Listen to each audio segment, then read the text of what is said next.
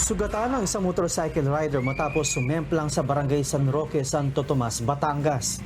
Nagkalat na langis sa kalsada ang tinuturong dahilan ng pagkakaaksidente nito. Daming tapon lang sa kalsada yan, mo.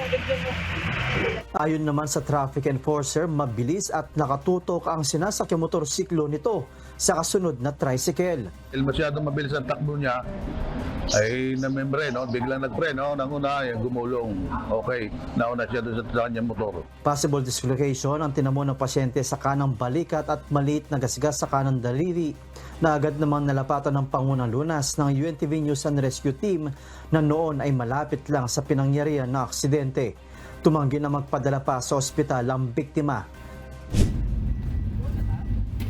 Sinakloloan din ng UNTV News and Rescue Team ang 19 taong gulang na rider matapos sumalpok ang minamanehong motorsiklo sa isang SUV sa Masterson sa Avenue Upper Carmen, Cagayan de Oro City. Nagtamo ng sugat sa kanang binti at paa ang biktima at nilapatan ng paunang lunas ng rescue team.